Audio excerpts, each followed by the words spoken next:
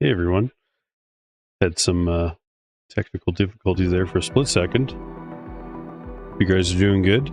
Having a good night so far? I'm just I'm swapping out the CPU and cooler for the exact same CPU and cooler, if that makes sense. Basically, I've got another 5900X that I'm going to be using on the rig instead of the one that I had. And I also bought a replacement cooler because I had scratched both the CPU IHS as well as the cooler when I tried to remove it back a couple months ago, and it was fine. It's still usable. I was able to lap it and flatten it out without any issues, but I figured I would take the opportunity before I got too far into testing using the CPU to replace it and basically have something that's pristine with no scratching.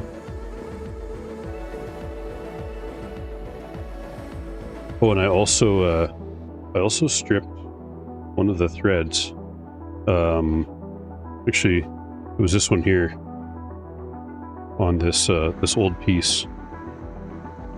So that was going to make it really difficult to.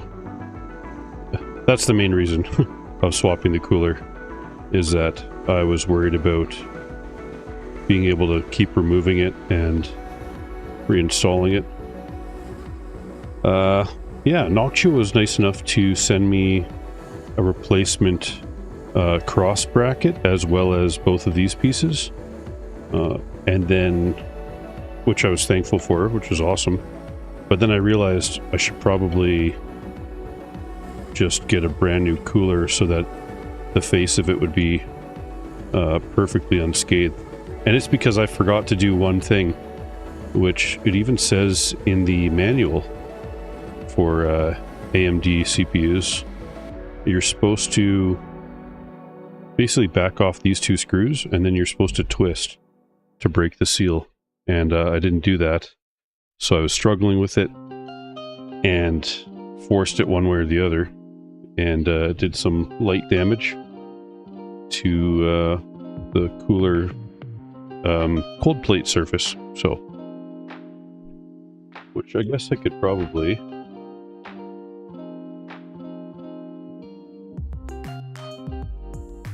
This is the old one. I'll have to clean it up a little bit, just so you guys can see what I'm talking about here. Code string, another night at work, and another stream.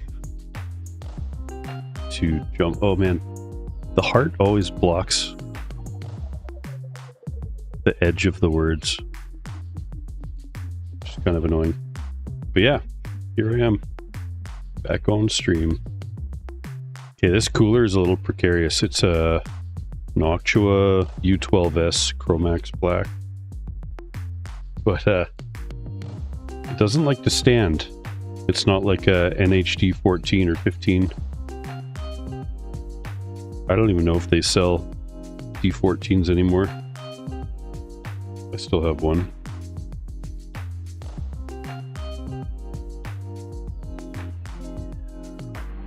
I'm totally running out of paper towel. I need to go upstairs and get some at some point. I should be fine for this stream though.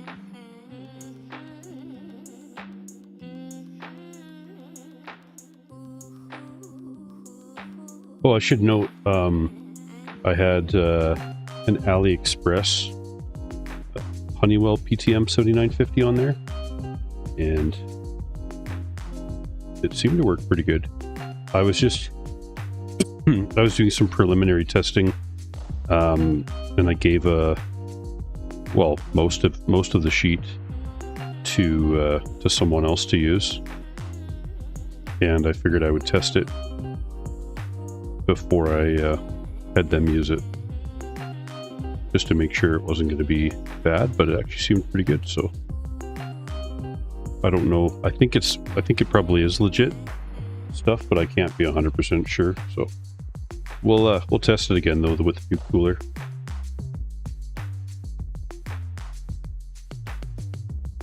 Which I'll also retest PCM1.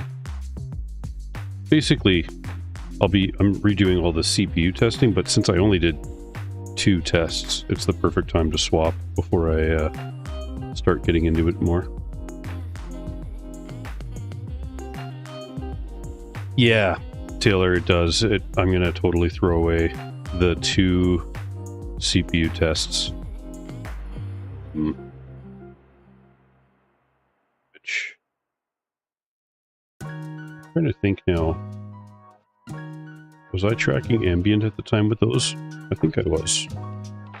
But I think I'm gonna come up with like a standard test for CPU.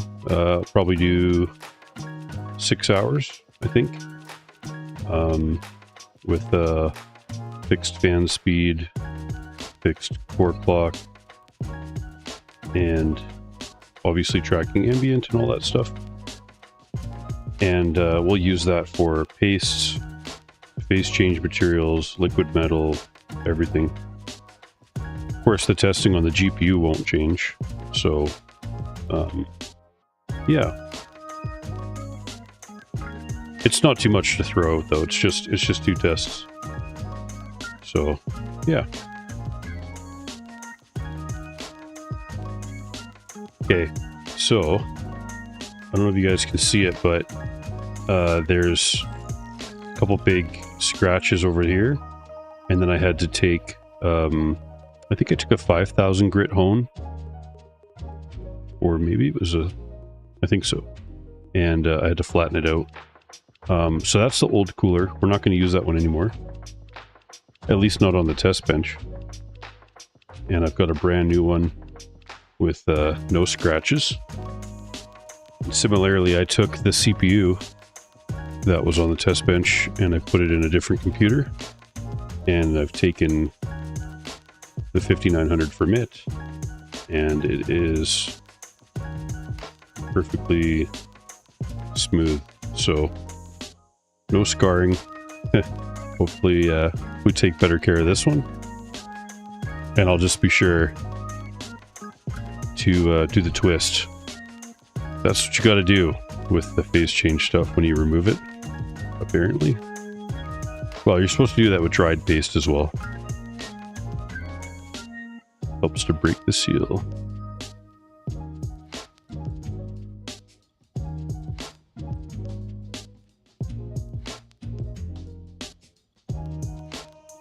Just got to change one little setting here. There we go.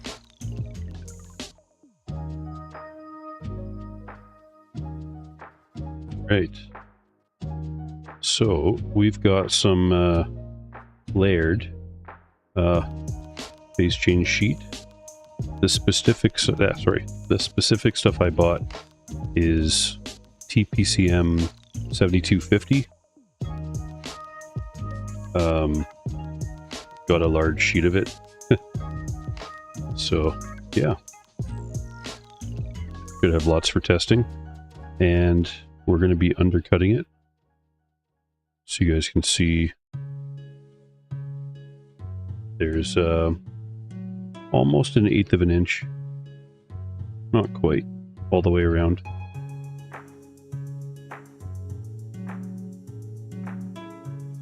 So we're gonna this one doesn't come with any stickers or anything. I'm gonna peel the bottom off first with the tweezers.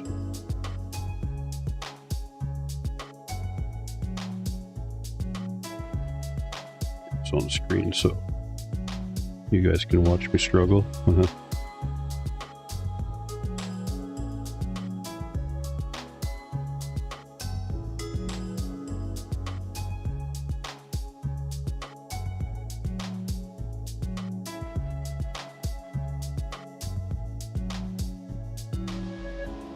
Go.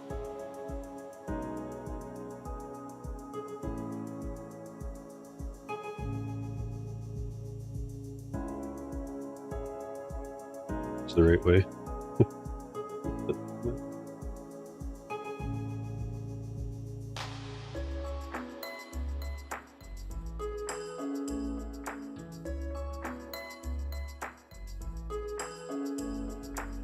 Yeah, that's a lot of big sheet. Okay, so I'm just going to work out any little air pockets I see. And grab a little spatula. For some reason, these spatulas always have a sharper edge and a smoother edge, so I don't really want to use the sharp edge at all for anything.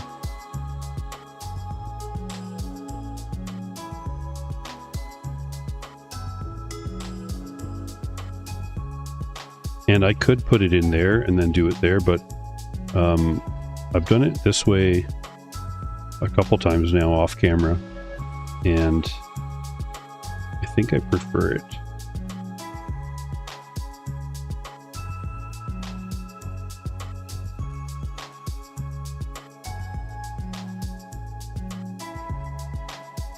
Yeah, I think that's like maybe my best application ever. Maybe there's no air bubbles. I'm just going to make sure that this side is really well adhered. And then, since they didn't send me any stickers, and I'm not going to donate any from any of the other kits, we're going to do a little trick with some packing tape, which you guys should have at home, I think. Most likely. So I just cut a little 1/4 inch strip of it. I'm going to fold a little bit of it back on itself. And then let's stick that to the corner. And it peels off like that. So you don't need to worry about if you don't have any of those little stickers that the other ones send along. Works out pretty good. And as you guys can see that? Nice and smooth. I know that might be hard to... There's like no bubbles. So yeah. Now we're going to open up the socket. And we're going to find the corner. So it goes... Check.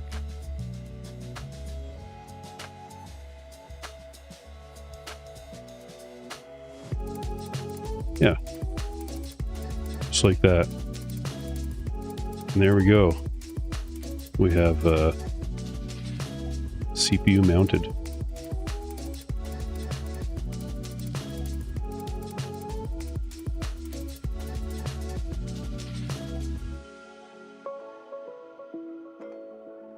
Double checking screws here.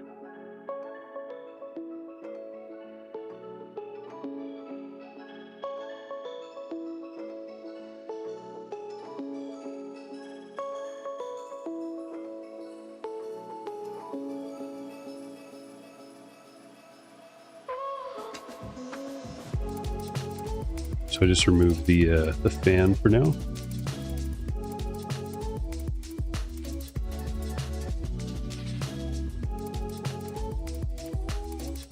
Phone String's wondering how effective phase change is with the IHS.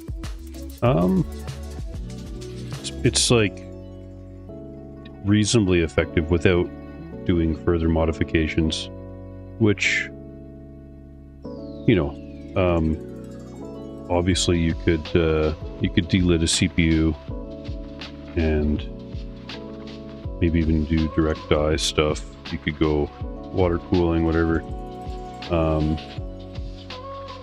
But most users think don't go that in modding their cooling setups. I've never delitted a CPU. Would I? Yeah, I might try it, but I don't really need to. I'm not trying to get that sounds weird to say. I'm not trying to get the maximum performance possible. I'm trying to get a daily driver that I can turn on and it just works. I don't have to fiddle with it too much. I do modest overclocks.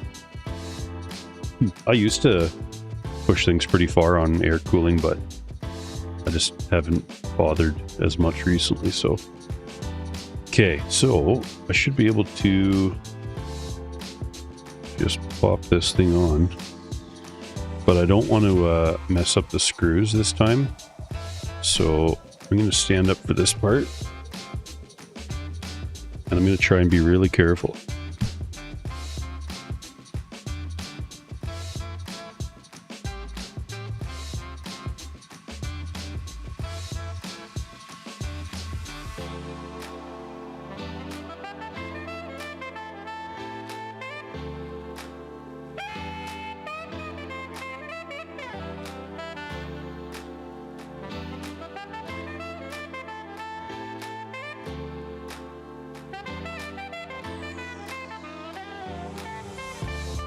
Perfect.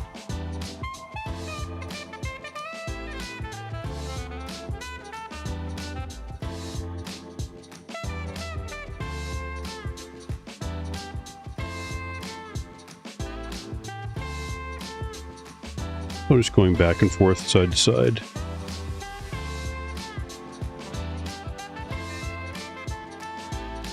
Doing about turn and a half each time.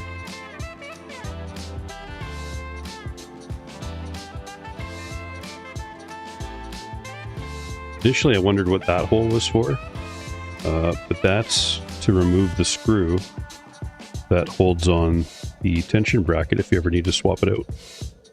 And I have a spare tension bracket now, so which was going to go on the other cooler until I realized let's just keep it for this one in case I mess things up again.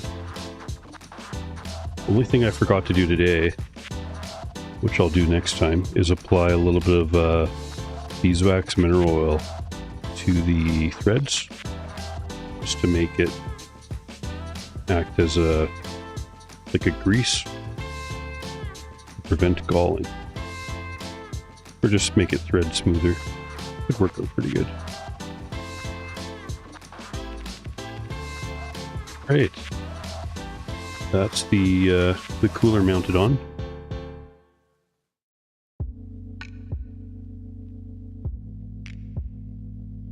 It almost looks like it's just slightly crooked, but I don't know. I think that's just how it goes.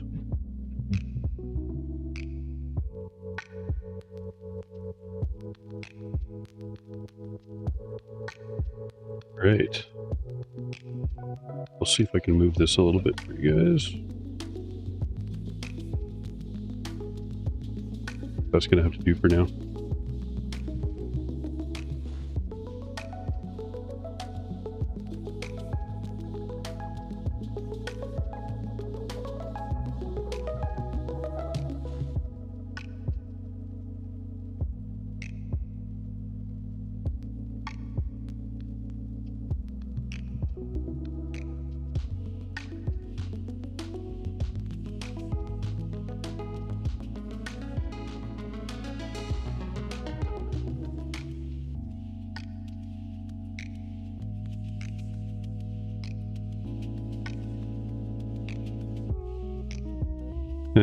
Struggling with one-handed cable management sometimes.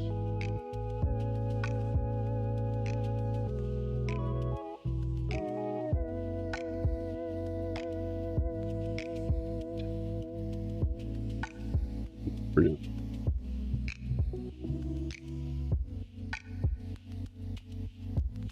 Yeah, I still need to get some actually, let's do that. Let me go grab the double-sided tape if I can find it.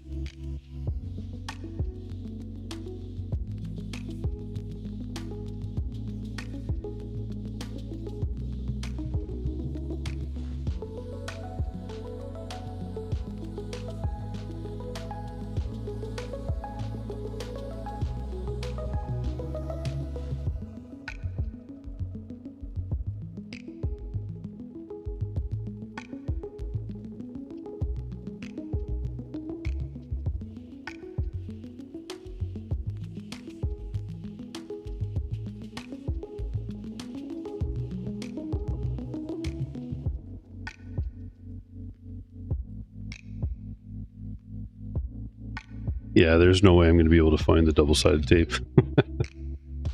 I'll have to buy some. That's okay. This can, it's got like a rubber bottom on it that can rest loose. That's the Aqua Computer Quadro. Okay, I'm just going to get the test bench out of the way. Just set it on the floor for now.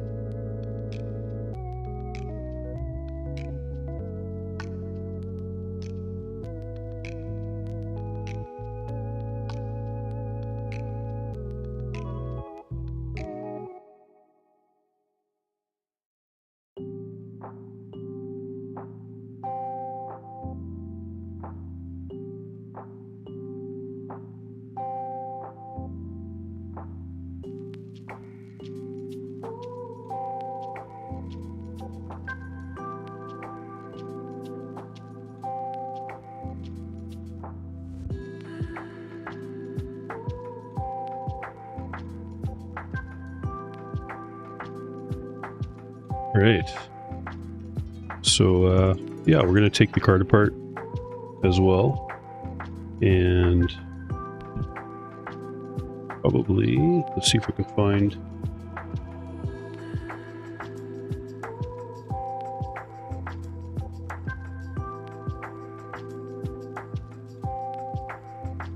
Here we go.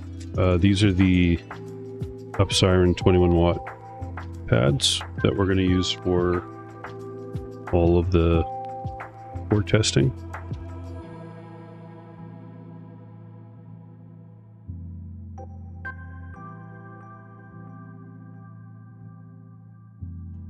I guess I'll put those to the side for now.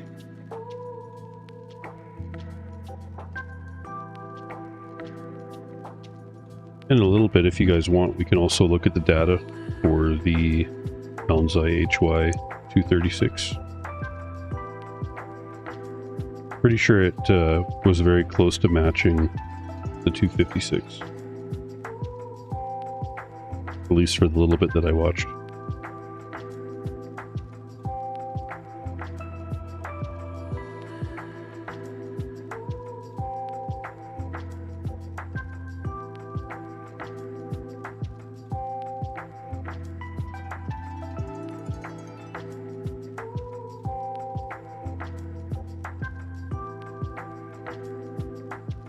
What do you guys think of the colors? They probably seem a bit more vibrant. I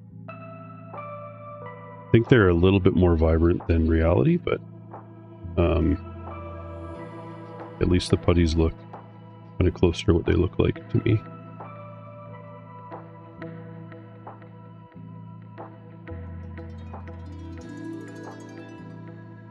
Suppose it could be my monitor too.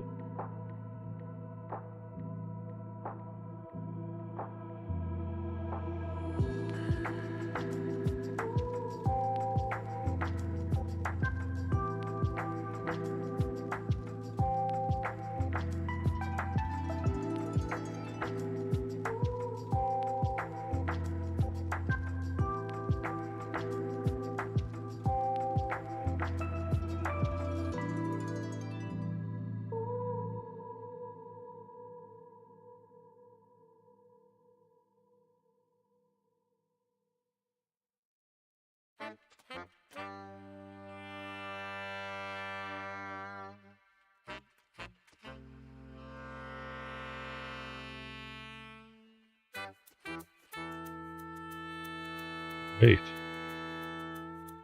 This is Helmseye HY 236, and it definitely has the jaws of Buddy.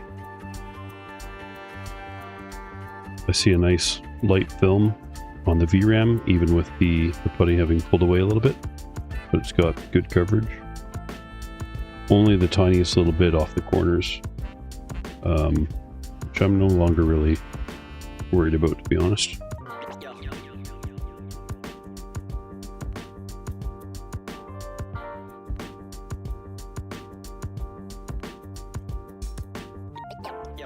Should probably take a picture. I don't know what I'm going to do with all these pictures, but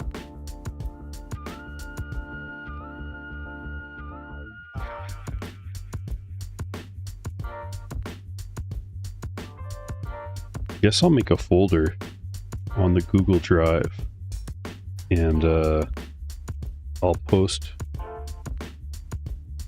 close-up pictures of putty there. That makes sense. Yeah, we'll make a folder. Let's check work contact really quick with the camera. Yeah, obviously good contact.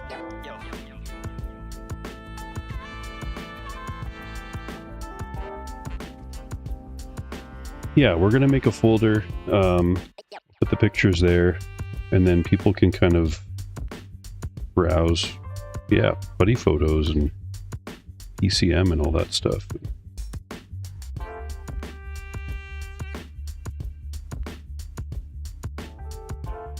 Which, can't remember how much storage I have for free. Guess that wouldn't matter. I could always pay for storage.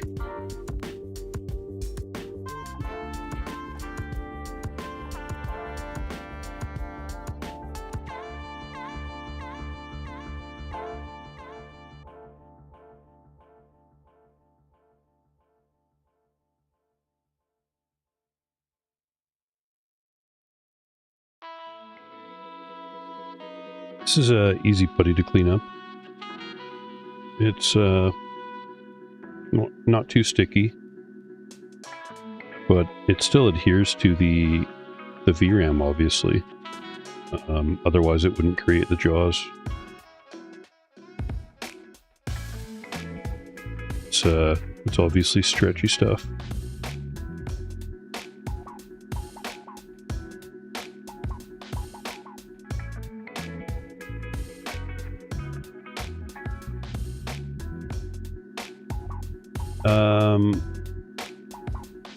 Lamb tongue, welcome to the stream. Have I tried PTM 7958? That one has lowest or lower thermal impedance on paper. I have it in stock. I haven't tried it, and we're going to do that for sure. I'm going to work through the phase change material sheets first, and then we'll do 7958. I've got the syringe type. I have two sources of it. I bought the for sure legit stuff off of Mod DIY, and I also bought 3 syringes of it off eBuy7, and we'll test that separately as well and see if it's if it matches the Mod DIY stuff. And we're going to do a few tests with 7958. I'll apply a thin layer, let it cure for 24 hours, open air. I'll make sure dust doesn't get on. I'll put a little dust cover or whatever, and then we'll put the cooler on. I'll test it, and then I'll do another application where I put a bit of a thin layer, put the cooler on, and let that sit for 24 hours and test it. And then I'm going to do a third application, and I'll just apply it, put the cooler on, and test it right away. And we're going to see if there's a big difference, if the solvent has any issues, if we're not letting it off gas or evaporate properly, and if that has a negative effect on the performance. And then hopefully that'll be useful information for anyone who buys the syringe type. So yeah.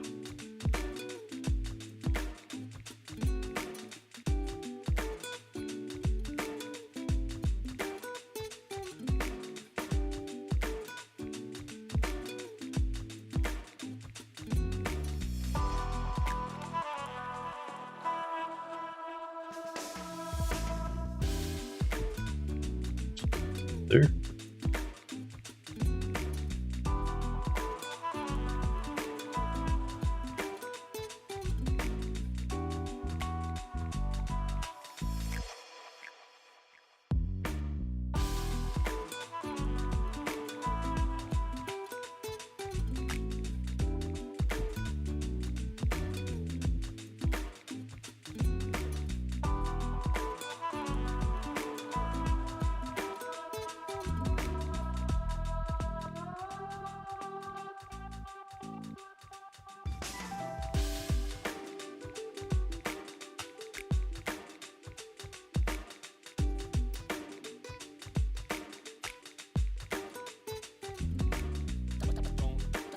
Actually kind of surprised work hasn't called.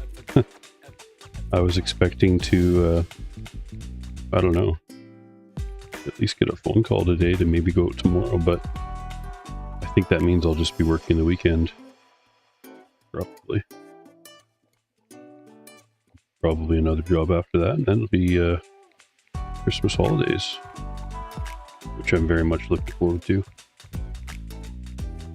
Taylor Sharp says, weird thing is that 7958 is also 8.5 watt. The theory is lower impedance comes from it being able to spread slightly thinner. Yeah, I'm guessing it's just a finer outer additive to it, probably. Would make the most sense, allowing it to have a thinner bond line. Which is a big deal when you're trying to get the CPU as close to the cooler as you possibly can.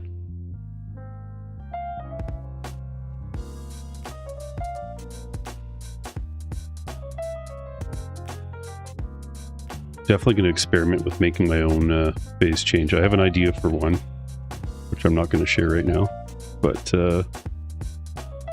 I don't know if it's going to work.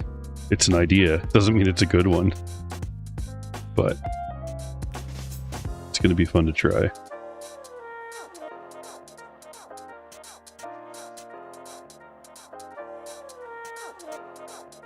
I'll be making it at home.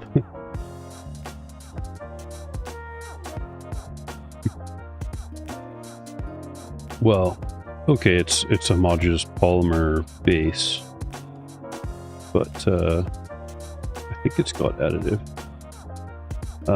Lamb Tongue says, yeah, I wonder if that's the case. After all, Lenovo uses it instead of 7950. Yeah, and I'm pretty sure Lenovo was in talks with Honeywell to customize. I don't know, I might be wrong on this, but this is what I vaguely remember reading somewhere. So I don't have a source for it, but I think Lenovo was like, hey, you know, we want these customizations made, and then they did that, and that's what they're using. And they probably had a contract where, you know, Honeywell couldn't sell it to anyone else for a while, for like a limited period of time, where Lenovo would have sole access. That's what I would do if I got a modification done and it was like a better version. Who knows? That's all behind closed doors and we don't get to see or know what happened there.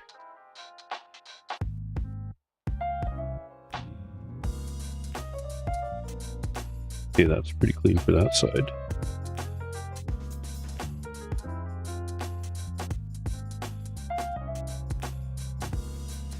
Celsius core delta right now.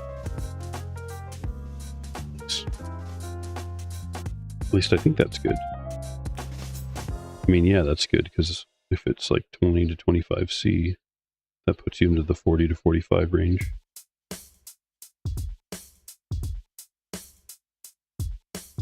Guess it all depends what you're doing with your CPU.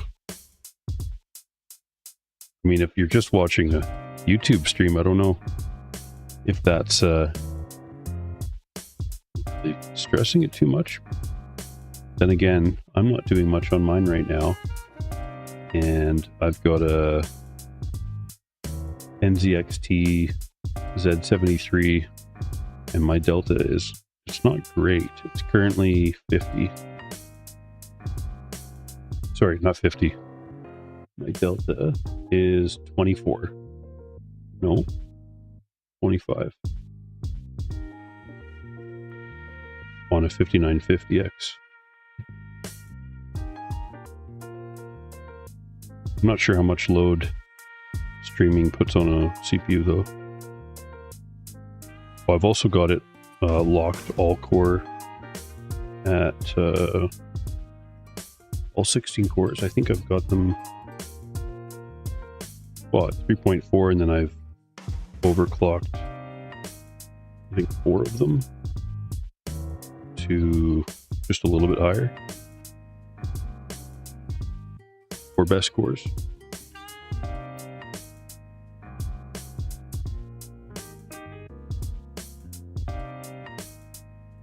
What do you guys think with not having the autofocus always like blur and focus? I've got that currently manually focused. I don't know if it's a better end user experience for you guys or not. I just think it'd be annoying to watch the focus always going.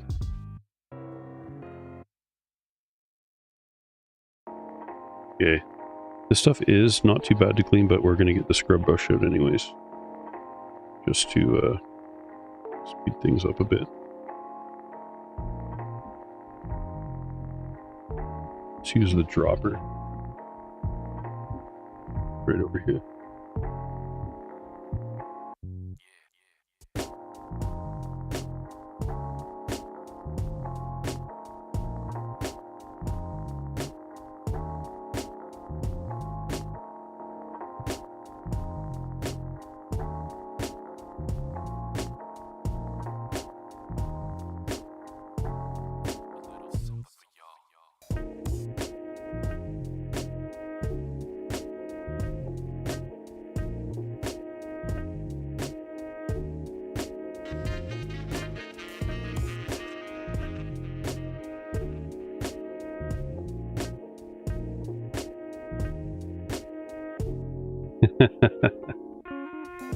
Yeah. Tell you what, I think I think I'm gonna buy some 4K cameras, or I'm gonna upgrade these two Razer Kaios to the or these might be the Kaio Pros, but I'm probably gonna change them for a higher resolution camera. I don't have enough money to justify buying like a mirrorless or digital SLR for like 5-6 grand yet. I don't know, maybe in a couple of years, but even still, I don't think I would. I mean, it'd be cool. I'd probably use it for other stuff too. We'll see. Maybe if YouTube starts making me money some way, I could upgrade to like a super nice camera. Not really expecting that to happen, so pretty niche thing. I don't know how many more people will be interested in this stuff, but I'm enjoying it, so that's all that matters, I think. Well, and I'm glad that you guys are tagging along for the ride too. Makes it fun.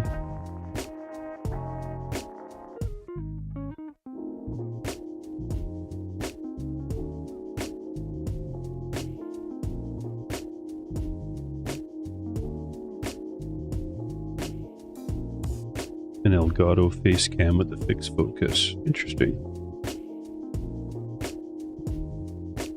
I think I've come across reading about that brand before somewhere. Probably in the videos I watched for like what makes a good streaming camera. Well, and my lighting's not great either. So yeah. Sorry guys. I am not a YouTube master. I'm just a guy testing thermal putties.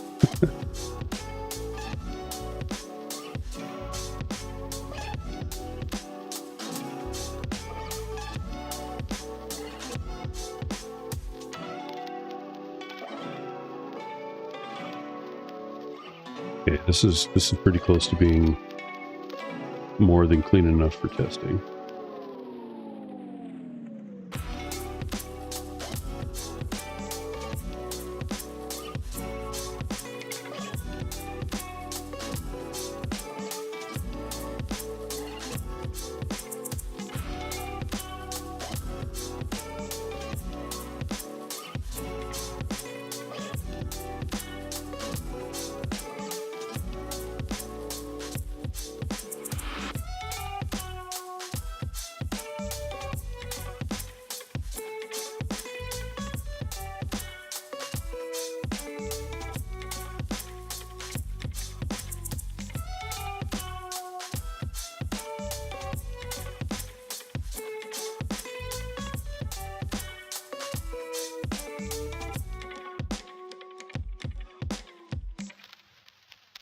So we're going to apply the same stuff to the CPU core, sorry, the GPU core, and we'll test it in tandem, not at the same time. I'll do the CPU burn-in first, because we know that'll leave the GPU in idle. I'll make sure the GPU fan is cranked up so it tries to keep it below 45 Celsius. And then once the CPU test is done, then I'll do the same, or well, I'll do a test with the GPU, and we'll probably just do, thinking firmware makes the most sense for the GPU. Yeah, I think that's what we'll do.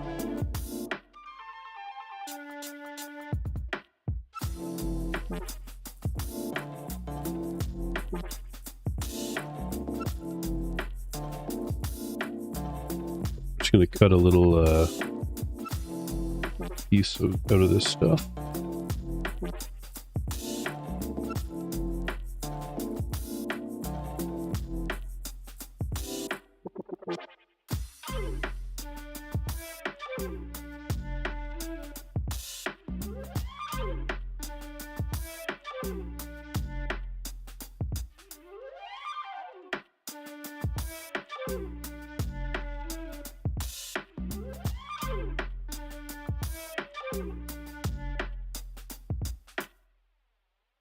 Right.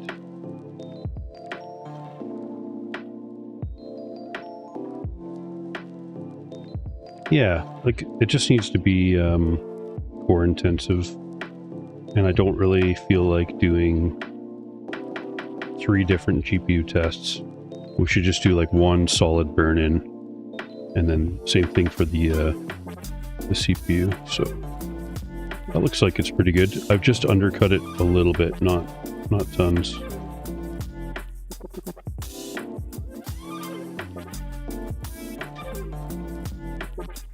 Okay, we're gonna do the tape trick here. This is a really tiny piece, so it's gonna be hard to peel.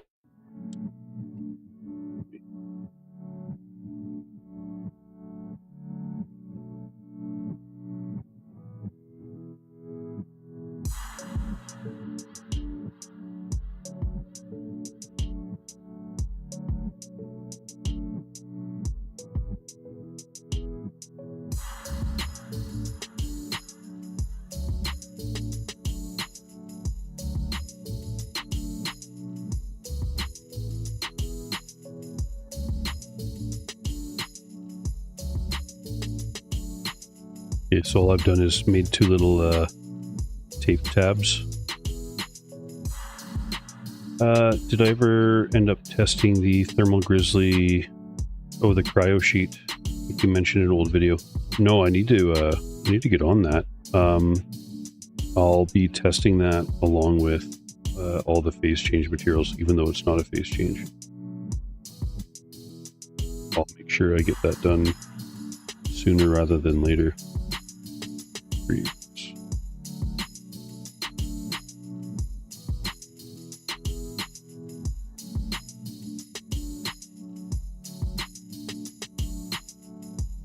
So it's not perfectly centered. I'm really not too worried about it though. This stuff is going to melt and cover the entire thing. It looks like we're going to have to use the Taylor Sharp trick here. I got a bit of an overlap, even though I wasn't expecting to.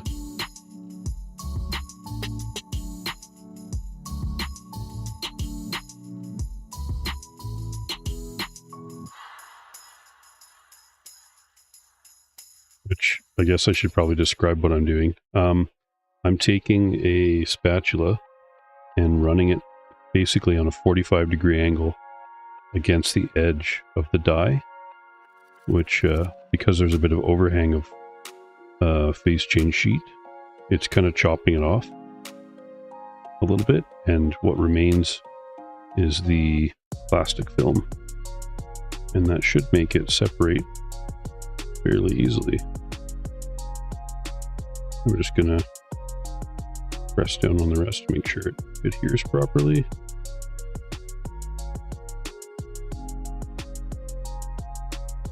I don't see any major bubbles or anything, so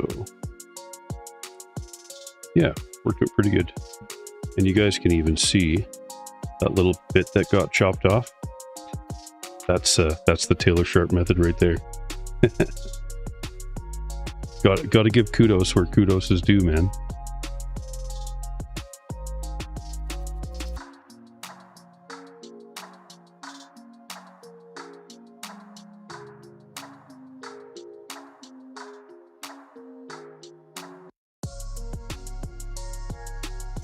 Yeah, I'm just gonna reshape the TGPP10 a little bit.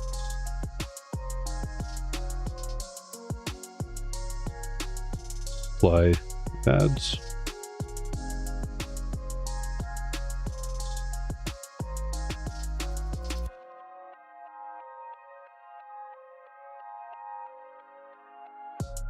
Old TGPP10. Still going strong.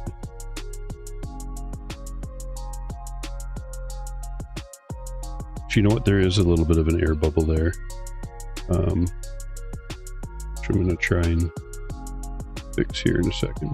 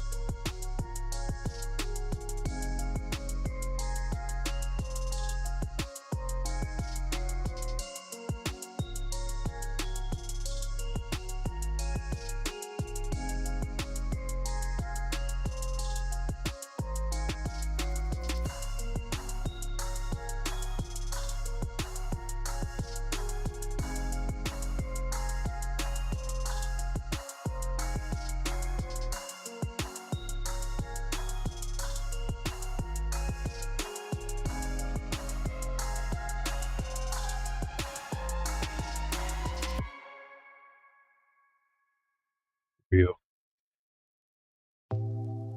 Great. I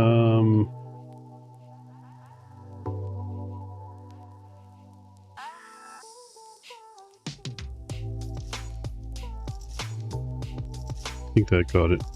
I just put like not much pressure, but just a little bit. Press it down. Okay. I put these in such a way so that I wouldn't be able to mess up the order of them. And that seems to have paid off. So,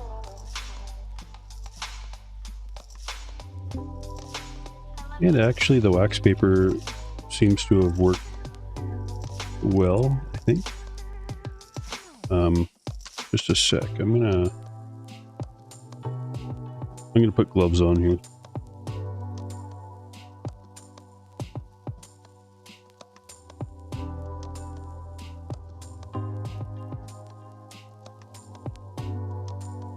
Want my the oils on my hands to affect the pads.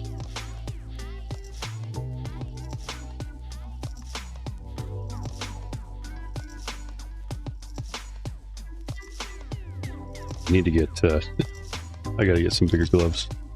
All right.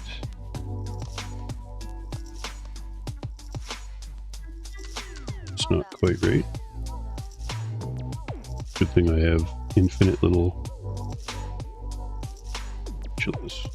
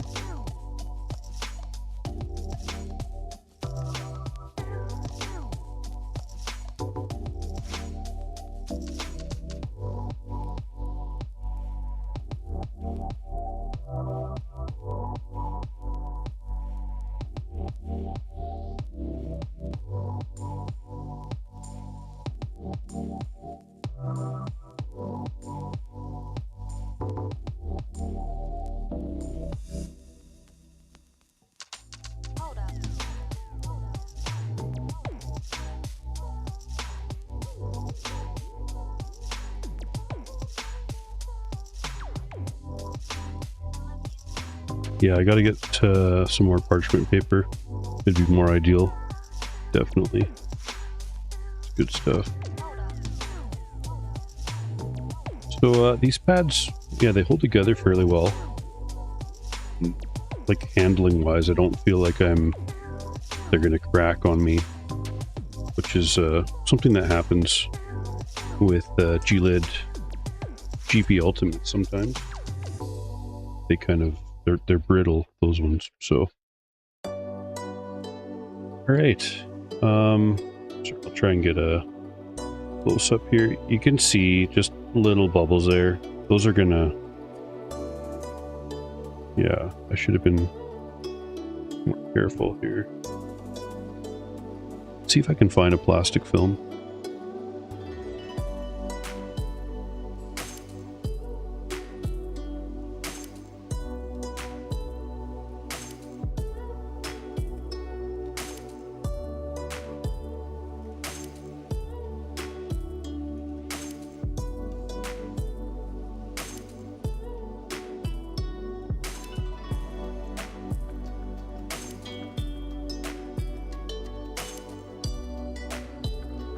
Be able to find them very easily.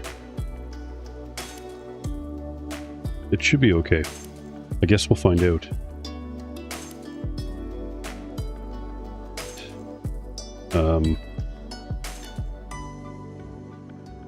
Yeah. Tilt test success. Nothing fell off.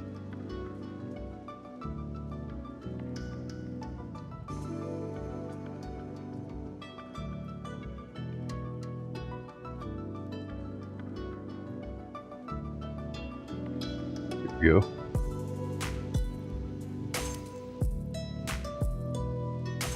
Probably less sticky than wax. Mr. Bauer has said that's a myth. Which part? I might have. I forgot what I was talking about there. Or is he saying something about wax paper?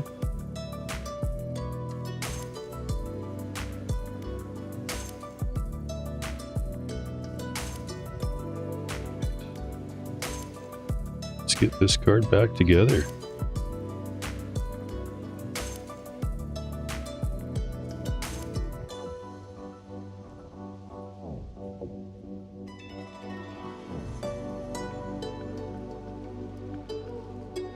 Oh, the air bubbles having an impact on the temp.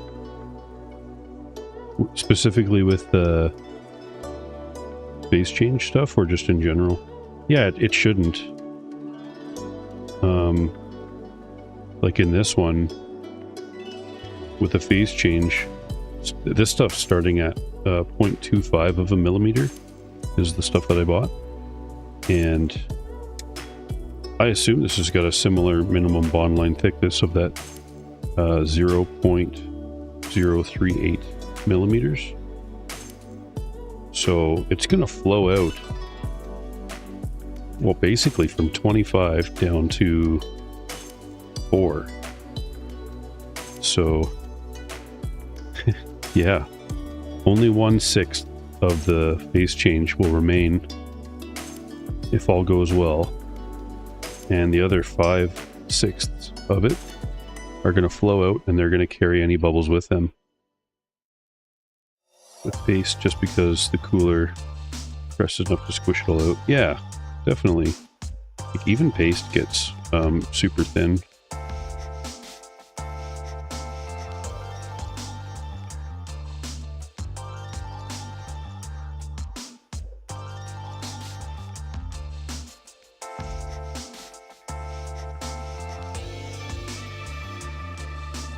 At some point, I'd like to test out cutting 1/4-inch strips.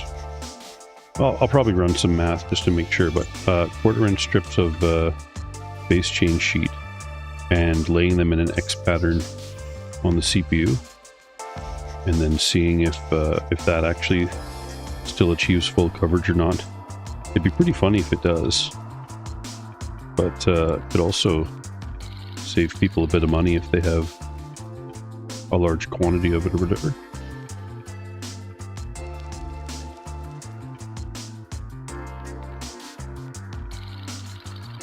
Yeah, I've actually got a little container that usually I scrape the base change into, and I did a test where I tried to add isopropyl and then stir it all up and maybe make it back into a paste. That didn't work. So I have no idea what solvent they're using, but I don't think it's isopropyl. Might be a different alcohol. Maybe I didn't do a thorough enough job trying to mix it. But I'm going to try and melt it, and then see if I can basically get it back to being homogeneous. And then maybe in its molten state, pour a little bit onto a cooler. Maybe that's like even heated up to 45 Celsius. And then just like spread a thin layer and then let it cool. Maybe I could put parchment paper on it or something to flatten it out. I'll figure that out, but there's got to be a way, even if it doesn't make sense for most people, but there's got to be a way to reuse it. Even if you just like make it into a little chunks or powder and just like drop it on in the center, see what happens.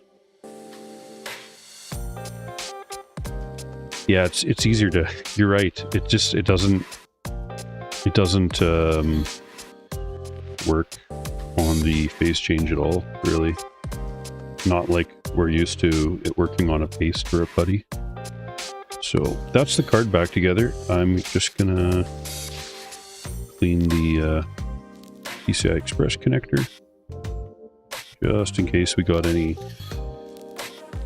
silicone or anything, oils on the connector.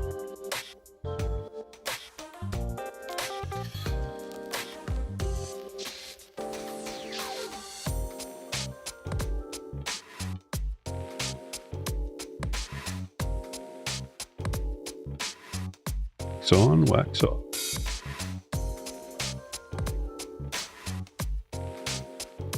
Alright, that's the card back together.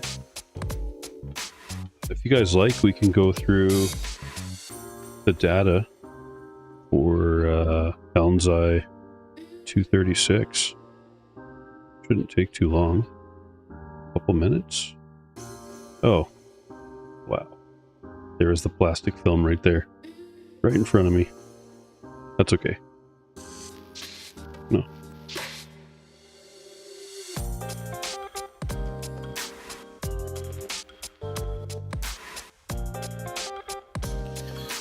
Yeah, just gotta move a couple things around here.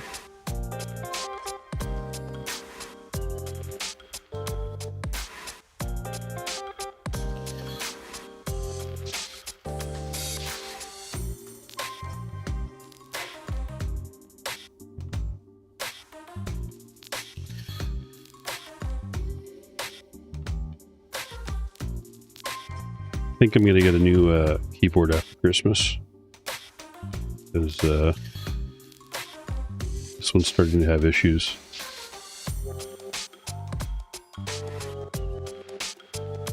Right. Let's see if just gonna close a couple things. Okay.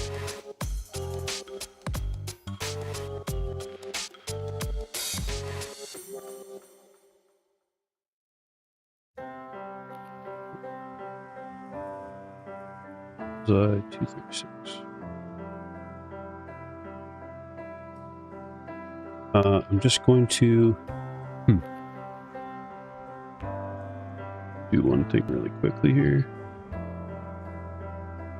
I'm going to save it, instead of being CSV, to being an Excel worksheet.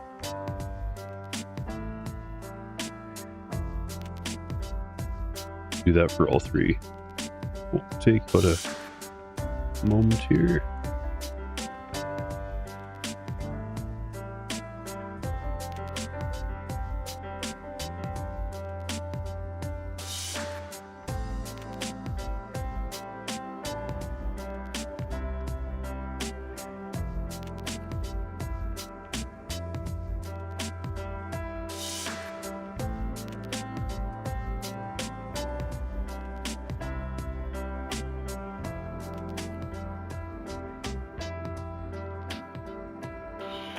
Right.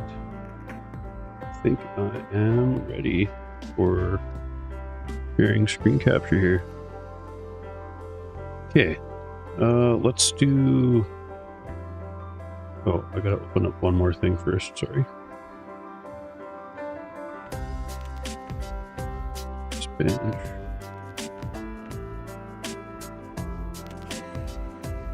Standard calculator tab.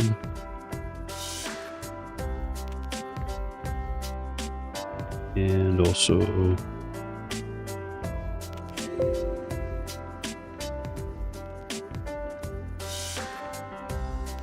see, that's weird.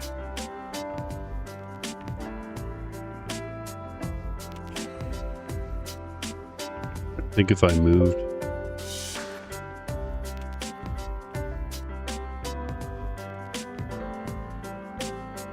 man, that's gonna suck.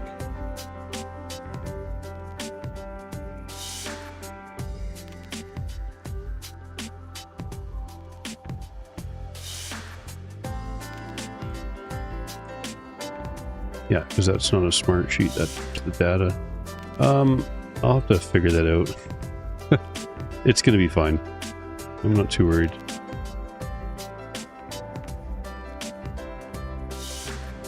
I think it's because I made a new folder structure. That's got to be it. So I'll just have to relink where these are. Not a big deal.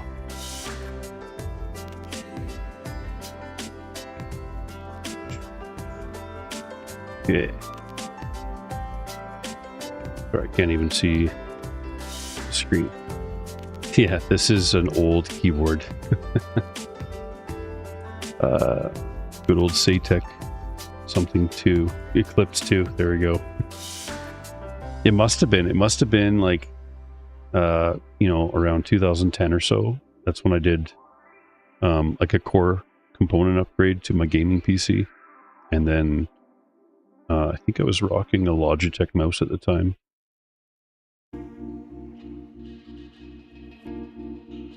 All right, so let's go. I haven't figured this out yet. As far as why it's doing drive available. You know, my gut would say because there's a USB stick plugged in or something, but I don't think there... No, there's no USB plugged in, so... And I haven't installed another hard drive, but... Well...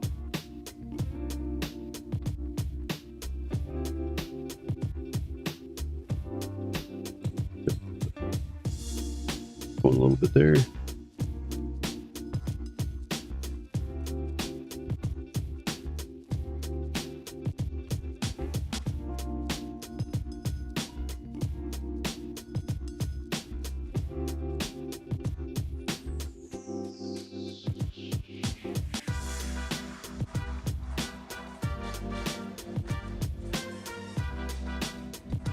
Control C, escape, click, Control A, Control F.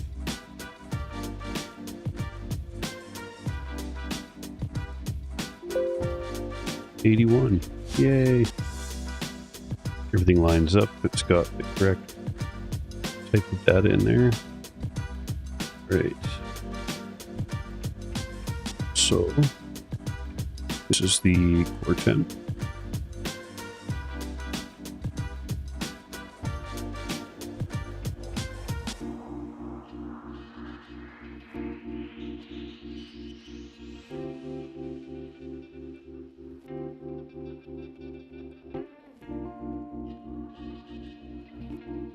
Sorry, hopefully that flashing screen isn't annoying for you guys.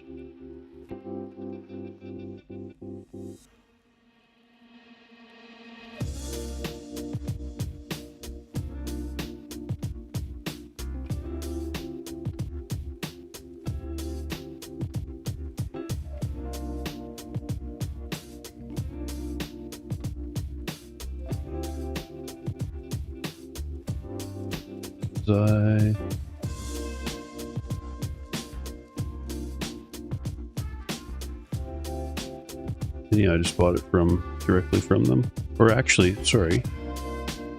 No, I bought the 236 from AliExpress, but I'll have to add the store later because I can't remember what store it was. I got the 256 directly from the manufacturer. But it's pretty clear. I mean, it seems pretty clear to me they're both legit. The packaging is, I mean, the label's a little bit different, but still has the same hole punch technology. Lid's the same gold lettering. Pretty sure it's legit. Taylor Sharp says, I wonder if you rearrange the sensor order to put all the relevant ones in the front. I probably could. I might have to do that at some point, or that might make it easier. Although, I've got the calculator sheet kind of like working now, and I just know the couple, yeah, let's place this. I'm talking way too much here. Okay, so 54.5. Basically matched. Oh, there's a couple in here. Let's see, 21, 31, 27. I mean, I'm tempted just to put it right here, but that 7.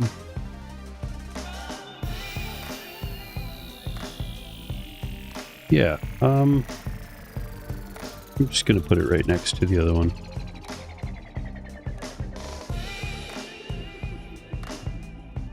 Maybe I'm not. I don't know. I mean, when it ties, what do? You look at the other values, I guess. But I'm looking at the ambient temperatures of these two. 26.2, 24.9. This one's 27.5, which means there would be higher thermal resistance, which means the temperatures could have been off a bit, just slightly. Yeah, I'm going to put it right next to the other one.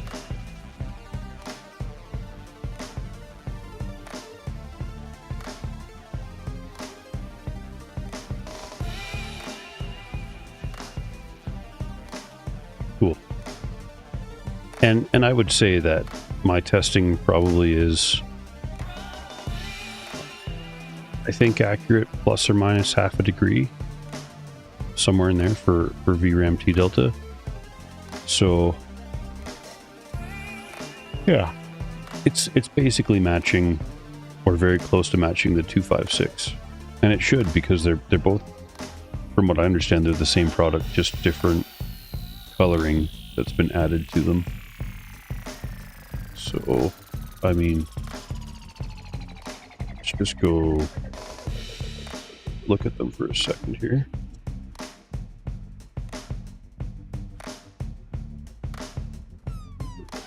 The colors are still a little bit off. On screen, the green looks more yellow than it is.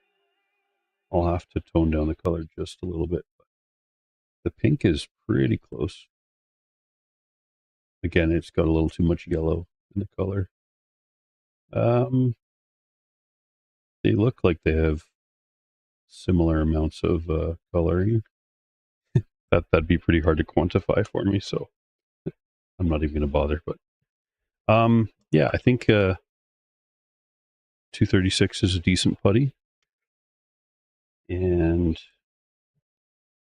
interesting to. It's a fairly soft one, so it might be ideal for adding stuff to it, perhaps.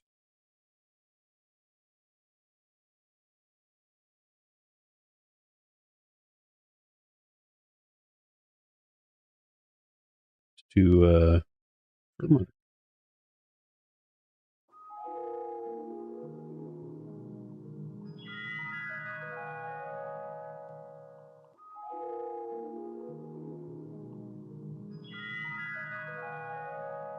H and JS.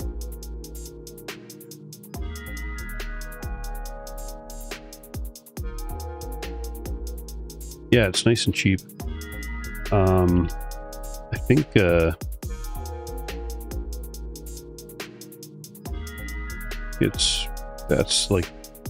that's the thing. You can get good putties, but the price has got to be right as well. Lots of competition out there now, so I imagine profit margin would come down a little bit, probably because of that. for different vendors.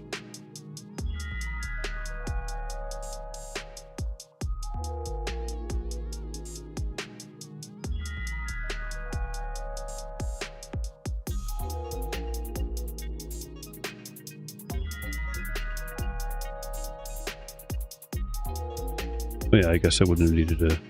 That's okay. It's already got that in the clipboard memory, whatever.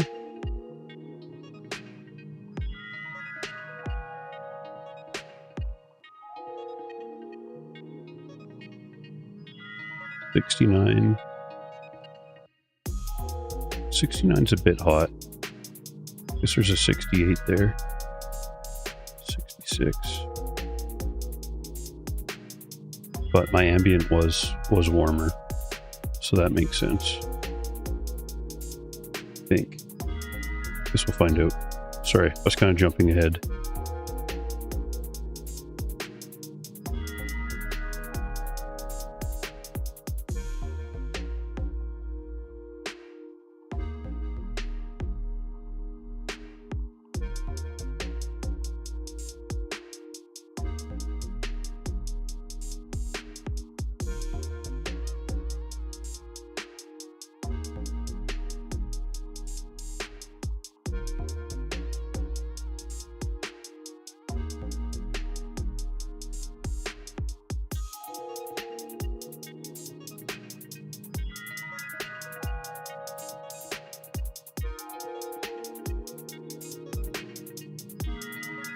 $52.5. Yeah, I don't know.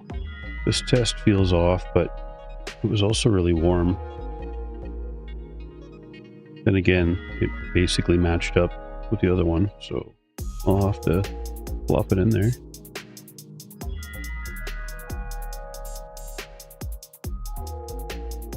It's like 1.7 degrees different than insert 1.7 degrees Celsius different than the HY256 for that test, but that is the hottest ambient. Well, no, that was 27.4.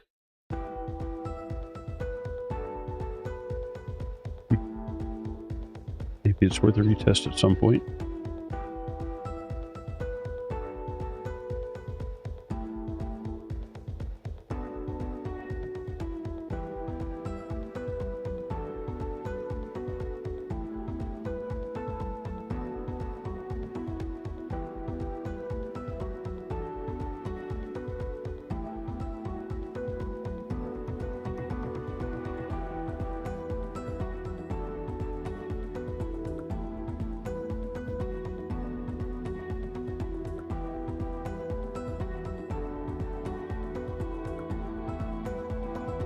But yeah, I don't have to do that. It's already got it in the memory. Okay.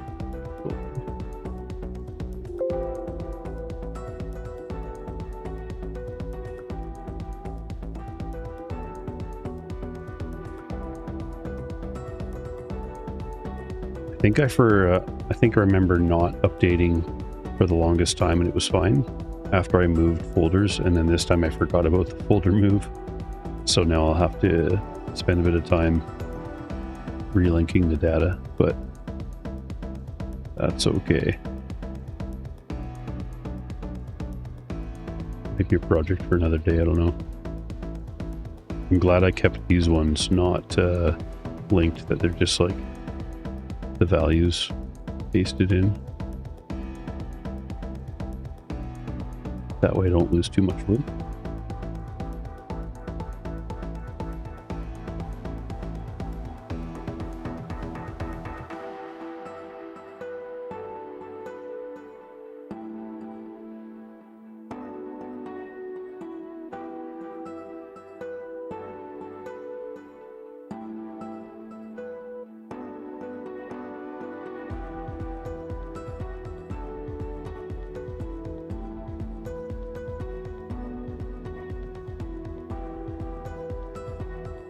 $64.4 in here. Yeah, it's pretty close. XP.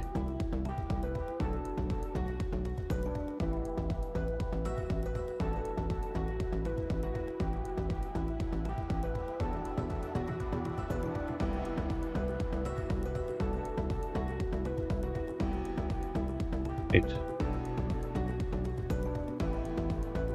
So I've done the date.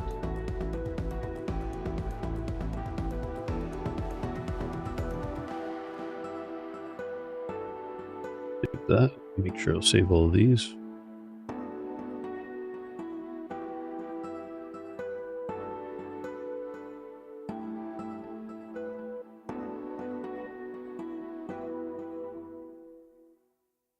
Great. Well, yeah, we've got the data. I'll find out which store I bought that stuff from, and I'll put that in the chart and then upload the charts to the Google Drive. Yeah. Times T-Rex approved. But yeah, I think that's it for tonight, and thanks for tuning in, guys.